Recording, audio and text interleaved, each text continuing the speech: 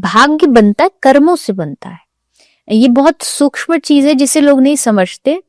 हमारा ये जो अभी का जीवन है इसमें कई प्रकार के कर्म होते हैं।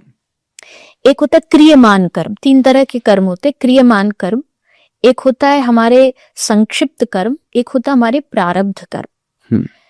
कुछ हमें पिछले जन्म का मिला है पर वो 100% नहीं है, उसका एक रेशो है, 50-50 कह लीजिए, 70-30 कह लीजिए। वो रेशो हमें पिछले जन्म का मिल गया, अब उसमें हमको एड ऑन इसी जन्म में करना पड़ेगा। वो जब आप ऐड करते हो उसको क्रियमान कर्म कहते हैं।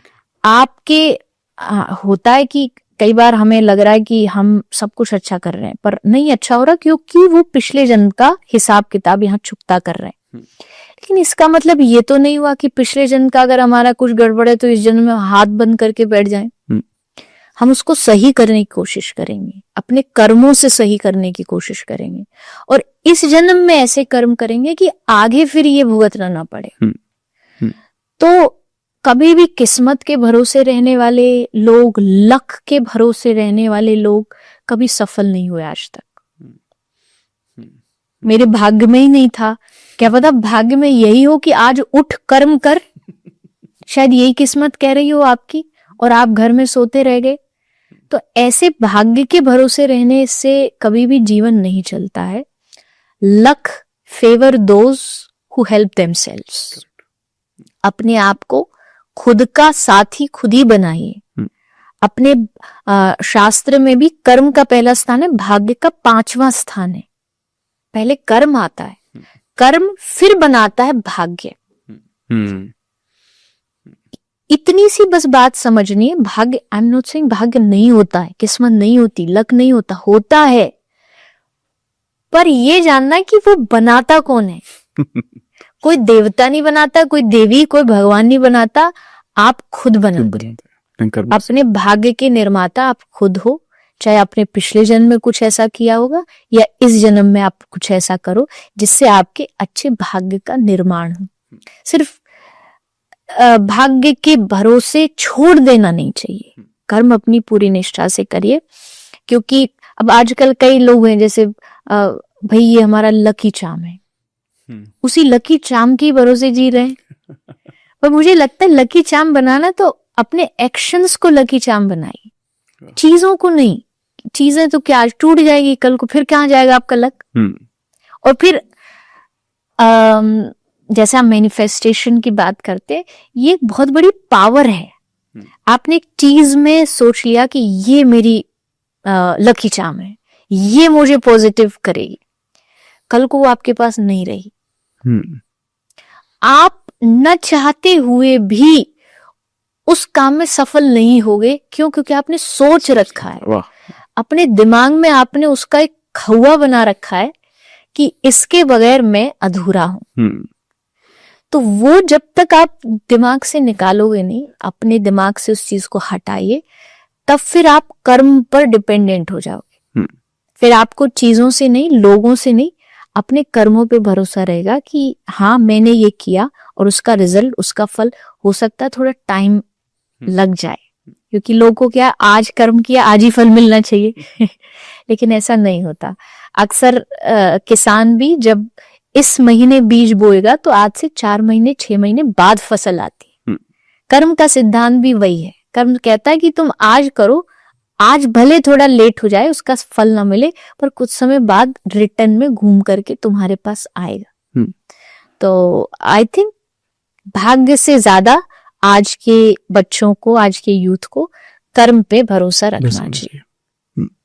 यहाँ पर मैं एक सवाल आपसे पूछता हूँ कि बहुत सारे लोग ना जो परेशान है अपनी जिंदगी में, सच में परेशानियां देख रहे हैं, वो परेशान है, लाइफ में आगे बढ़ना चाहते हैं, बट कहीं ना कहीं दिक्कतें हैं, चाहे पारिवारिक हो, पैसे से रिलेटेड हो, चाहे किसी भी एरिया में हो। वो ये सोचते हैं कि भगवान ने सारे दुख मुझे ही दिए हुए हैं, सब कुछ मुझे ही दिया हुआ है, मेरी ही किस्मत खराब है और ये पता नहीं कैसे मेरी किस्मत बदलेगी। तो जब आपके पास ऐसे लोग आते हैं तो आप उन्हें क्या समझाते हैं? क्योंकि बहुत लोग बोलते हैं मुझे कि मेरी तो किस्मत ही खराब है। पहला जो आपने उसका जवाब तो शायद दे दिया, बट बोलते सारे दुख मेरी ही किस्मत में लिखे हैं जी, और मैं तो बस, मेरी जिंदगी ऐसे ही कट जाएगी। और वो ये बहुत बहुत रिपीट भी करते, अपने शब्दों में भी बहुत लाते हैं ये बात। मतलब वो उनका जो जप है वो ये सारे नेगेटिव वर्ड्स ही है। देखिए, मैं एक लाइन बोलती हूँ कि जब आप अपने से बड़ों को ही देखते रहोगे तो आपसे बड़ा कोई दुखी इंसान आपको दुनिया में नहीं मिलेगा, और जब आप अपने से छोटों को देखना शुरू कर लोगे तो आपसे ज्यादा कोई सुखी इंसान आपको नहीं मिलेगा। ये जो कंप्लेन है ना कि मुझसे ज्यादा दुख नहीं है, मैं बहुत परेशान हूं, इस दुनिया में हर आदमी परेशान है। हर आदमी की अपनी तकलीफें, अपनी मजबूरियां हैं। आप एक मिनट के लिए भी अगर उनसे दिल से बैठ के पूछ लो ना कि भैया क्या दुख है, रो देगा। इतनी परेशानियां हैं जीवन में, सबके हैं, जीरो से लेके जो ऊपर तक बैठे हैं ना, हर व्यक्ति की कंप्लेन, परेशानियां उनके स्टेटस के हिसाब से। आपकी परेशानियां, एक झोपड़ी में रहने वाले की परेशानी खाने की है, तो एक टॉप पे रहने वाले की परेशानी है कि उसको टॉप पे कैसे बने रहना। परेशान है दोनों ही। मैं कथा में बोलती हूँ, कोई तन दुखी, कोई मन दुखी, कोई धन बिन रहे तो दास, थोड़े थोड़े सब दुखी, पर सुखी राम को दास। भगवान के जो भक्त होते हैं, दास होते हैं, वो हमेशा सुखी रहते हैं। और वो सुखी इसलिए रहते हैं क्योंकि उनको पता है तकलीफें हैं, परेशानियां हैं, तो भगवान की कृपा भी बहुत है।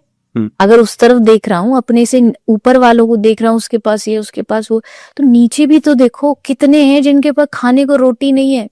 हम रोज घर में बैठ के चैन की रोटी खा पा रहे हैं। कितने देश ऐसे हैं जहाँ रोज झगड़ा, कब मिसाइल आ जाए, कब मर जाए, कब क्या हो जाए, कुछ नहीं पता, एक सांस का नहीं पता।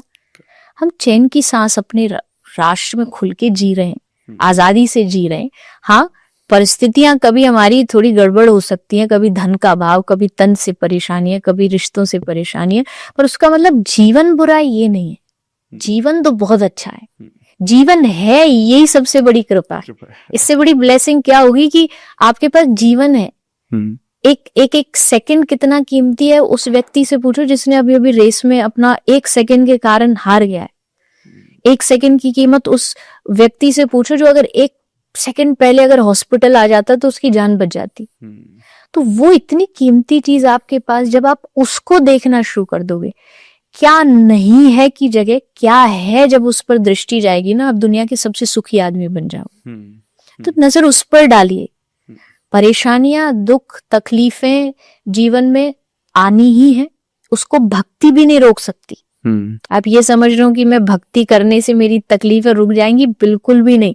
भगवान, हम जिस आराध्य को भजते हैं, श्री कृष्ण को, वो तो इतना छलिया है, वो कहता है कि तू मेरे पास जितना ज्यादा करीब आएगा उतना कष्ट दूंगा तुझे, उतना तुझे ठोक ठोक के देखूंगा कि तू है लायक कि नहीं है, कहाँ टूट जाएगा, कहाँ बिखर जाएगा। टूटने की सारी सिचुएशन दूंगा पर टूटने नहीं दूंगा, संग तेरे खड़ा रहूंगा। जैसे कुम्हार होता है ना, वो मटके को बाहर से तो देखता है कच्चा है कि पक्का, पर अंदर से हाथ दे के सहारा भी दे रहा होता है। भगवान वैसे ही है। परीक्षाएं तो इतनी लेंगे, जितने भी हिस्ट्री में भक्त हुए ना, इतना भगवान ने उनको दुख दिए, इतना तकलीफें दी है। आम इंसान हो तो कब का झोला लेके कहे कि तू अपने घर, मैं अपने घर, लेकिन वो हारे नहीं। मीरा का उदाहरण ले लीजिए आप, क्या तकलीफें हैं हमारे जीवन में, है तकलीफें। कोई हमें जहर दे के मारना चाह रहा है, चारों तरफ शेर छोड़ दिया गया मीरा को मारने के लिए, भूतों की हवेली में छोड़ दिया गया, और उद्देश्य क्या, बस तू ये गिरधर गिरधर करना छोड़ दे, ये कृष्ण बोलना छोड़ दे। मीरा कहती प्राण दे दूंगी, श्वास रुक जाए वो मंजूर है, पर कृष्ण कैसे दिल से निकालूं, वो तो हृदय में बैठा है, वो तो मन में गड़ा बैठा है। तो तकलीफें तो आनी आनी है। और एक चीज और है, तकलीफें बढ़ रही हैं, इट मीन्स कि जीवन भगवान और अच्छा बना रहे, अपने और करीब ला रहे हैं। तो उनसे अब ये पॉजिटिव नेगेटिव देखने का अपना नजरिया है। जैसे हम कहते हैं ना, कोई कांटों के बीच में गुलाब को देखता है और कोई गुलाब के चारों तरफ कांटे देखता है। अपना अपना नजरिया है। कोई दुखों को बुरा बताता है, भागवत में एक प्रसंग है कुंती माता का, जो पांडवों की माँ है। भगवान श्री कृष्ण ने उनसे पूछा कि युद्ध हो गया, युद्ध जीत गए, भगवान जा रहे हैं। भगवान ने कहा माता कुंती से, जाते जाते आज तक आपने मुझसे कुछ नहीं मांगा, आज मांगिए।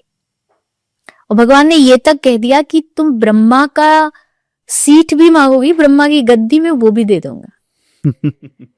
सबने सोचा कि माता तो अब इतना बड़ा ऑफर मिल गया तो कुछ अच्छा ही मांगेंगी। तो उन्होंने क्या मांगा? विपदः सन्तु न शश्वत् तत्र तत्र जगत गुरु भवतो अदर्शनम यस्यात् अपुनर्भव दर्शनम। प्रभु मुझे विपत्ति दे दो, मुझे दुख दे दो, तकलीफें दे दो। भगवान ने कहा दुख तकलीफों का तुम क्या करोगी माता? तो कहती है कि दुख में आपकी याद बहुत अच्छी आती है, आपका स्मरण बहुत अच्छा होता है, आपके लिए आंसू आते हैं, आपकी याद आती है, बस उस याद के लिए मुझे दुख चाहिए। वो लग रहा है दुख है पर आपकी याद करा रहा है, मतलब वो सुख है। सुख के माथे सिल पड़े जो हरि हृदय से जाए, और बलिहारी उस दुख को जो पल पल नाम जपाए। वो दुख दुख नहीं है, वो सुख ही है अगर आपको भगवान की याद दिला रहा है। और ये ह्यूमन नेचर है, जितना दुखी होंगे ना उतना भगवान याद आएगा। क्या करूं हे प्रभु। मैं कहती हूँ कि